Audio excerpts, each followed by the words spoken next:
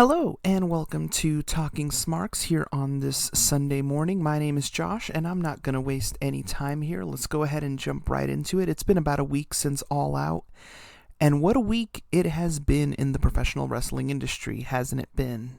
Now that we know much more details about the apparent fistfights that took place after All Out, after that media scrum where CM Punk was verbally just destroying Hangman Page, the EVPs, which led to a real-life backstage fight between Kenny Omega, the Young Bucks, CM Punk, Ace Steel, and several other AEW wrestlers. What came next was even more shocking and something I honestly did not see coming. Rumors spread, but finally, when Wednesday night came and Dynamite aired, we got the official news from Tony Khan. Tony Khan has vacated the AEW World Championship and the AEW Trios Championship as a result of the actions that took place last Sunday night after the pay-per-view and the scuffle between all the parties involved. This was unprecedented. To me, it makes sense because if you show leniency towards one side or the other, that's automatically going to get people accusing you of bias, and that's just going to make things 10 times worse. So to me, it makes sense to lay down the gauntlet for all of them, take the belts off of all of them.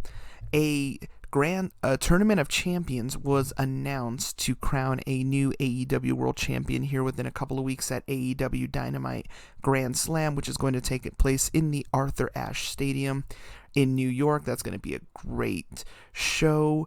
Honestly, it could lean either way. A lot of people are thinking MJF's going to finally take it. I think he's going to get it, but not until the end of the year. I think we may see some new blood. I don't think it's going to be Jon Moxley for a third time, just because at that point it would seem kind of like they are kind of going to the well maybe one too many times. Yes, he is the workhorse of the company. He is arguably the heart and soul of the wrestling industry, but I want to see some new blood in there.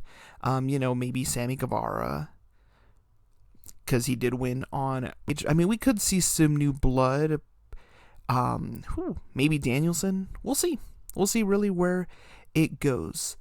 But honestly, I was not expecting this turn of events in the professional wrestling industry and just how quickly it all snowballed, apparently, from one line allegedly in a Hangman promo prior to Double or Nothing between the match, or prior to the match between CM Punk and Hangman, where CM Punk originally won the AEW World Championship, how it snowballed to this, to not, a disagreement between talent, people arguing back and forth. No, we're talking about a legitimate fist fight, chairs being thrown, hair being pulled, people getting bitten.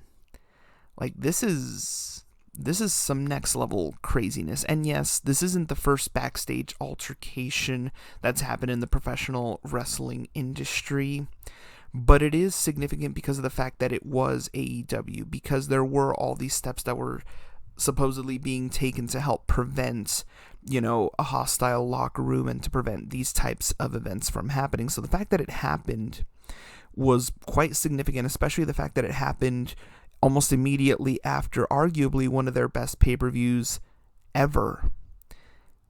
It's quite surprising, honestly. However, I will applaud Tony Khan for applying the discipline needed to get the point across to everybody involved. CM Punk's the world champion. Arguably, maybe, I'm no journalist, I'm no contract negotiator, I don't know how much Punk gets paid, but I'm willing to bet he's the top guy getting paid, if not more. Maybe he makes more than Jericho, I don't know, but he's got to be at least top 2. The Young Bucks are the EVPs. Without them, they wouldn't start the company. Kenny Omega's arguably one of the biggest straws still in the company, even though he was gone for almost a year. Also, one of the EVPs started the company. And for TK to lay down the gauntlet on all of them like that, that's, to me, that sends a good message to the rest of the locker room. Doesn't matter how big of a draw you are, doesn't matter how much money you're making, doesn't matter what your status is within the company. If you act out of line, you're gonna pay the price. To me, what Tony Khan did was very fair. and he was put in a very difficult spot. Like I said last week, I watched that media scrum live. Tony Khan was in a very uncomfortable position. You saw his body language. You could tell he just did not want to be there right now. Allegedly, on Wednesday prior to Dynamite airing in Buffalo, there was a talent meeting that was headed up by Jon Moxley, Chris Jericho, and Bryan Danielson. And allegedly, the talent came out of it feeling much better about the situation than going in. Allegedly, it was stated that the three vets just really asked if there are any disputes or disgruntlements among talents to handle them in-house amongst themselves rather than letting it leak online, because that's where it seems a lot of this chaos between Punk, Hangman, and the Young Bucks and the Elite all kind of came to fruition. So we'll see where it goes from there. I will also give Jericho props because during the media scrum, he came out and spoke to the media in a very calm, had a very calm demeanor about him, a very professional demeanor. Even though he knew what had just happened, he could have very easily gone on a rant just like Punk did, and he didn't. He was, the consummate pro, and it has been alleged by other sources within the industry that he has been stepping up even further backstage. Also, AEW has a great pool of, veterans, and this isn't the first time that some of these guys have seen disgruntlements in the locker room amongst talent. You have Mark Henry back there, Paul White, William Regal, these absolute legends of the industry who have been there for so long and have seen just about everything that you can see. That's going to be the perfect, not crutches, but that's going to be a great support system to have, especially for a company as young as AEW. Yes, AEW has done quite a bit, but keep in mind they are still almost practically a brand new company. They've only been around 3 years, about to be 4. That's a drop in the puddle compared to even some of their contemporaries right now. Like Impact's been around about 20 years now. Ring of Honor, also about 20 years. The NWA in its various incarnations still kicking. Obviously WWE, been around if you count all the old, Vince Sr. days before Vince Jr. 50, 60 years. AEW's still kind of the new kid on the block.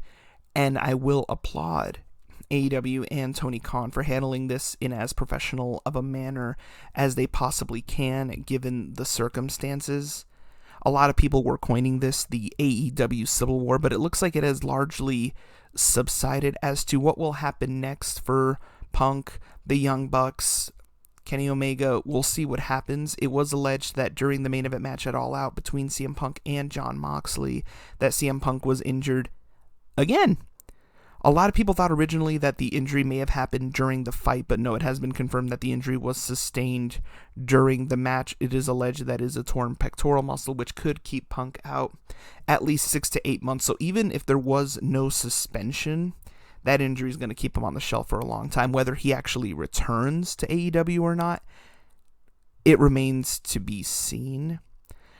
I can't argue one way or the other. All I'll say is, if Punk is going to return to the company, he's going to have to make some major amends with a lot of people backstage.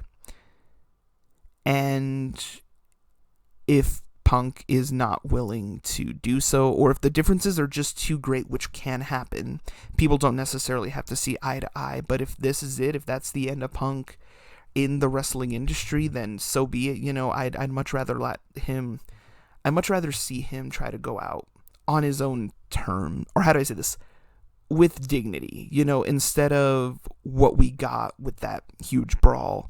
Just rather say, what, this didn't work. This isn't working out for me. I'm gone. Thank you for the opportunity. And just, leave peacefully. But we'll see what happens. We'll see what happens with them. I mean, they are the EVPs. They help literally start this company and get it going. I really hope that they do stick around in AEW. I mean, the name of their group, it's in the name of the company. However, this is the wrestling industry. There's always, and it's just the nature of the business, and I'm not trying to say this in a bad way, but there's always going to be there's only a certain amount of spots at the top, and there's always going to be. And there's always going to be people gunning for those top spots. If, for whatever reason, the Young Bucks and Kenny decide to leave AEW when their contracts are up, there is a whole roster full of hungry young talent. You don't think they want that money? You don't think they want that prominent placement? All the action figure variants, the huge, the A and the B sides on the pay-per-view posters, to be on all the advertisements, to be on the cover of the video game. There's a whole lot of people chomping at that bit. So, what I'll end with here is, yes, this week was very, very chaotic for AEW. I applaud AEW and Tony Khan for handling the situation as best as they possibly could, given the circumstances. But also, there are plenty of people willing to step up. Spotify coming Monday. It is called The House Always Wins. It's a conclusion of what I'm calling the Vegas era. Also, the full album, which is just titled Vegas, A Story, should be up tomorrow morning on Spotify as well. And I thank you all for listening. Please support this show on Spotify. Give it a listen. Please donate. It'll help cover the cost of more audio equipment to have a better running show. It covers the cost of me ordering all the AEW pay-per-views so I can provide my thoughts and reactions to them. And we'll see where it goes from there. And I do thank you all for listening, and you have a great rest of your day.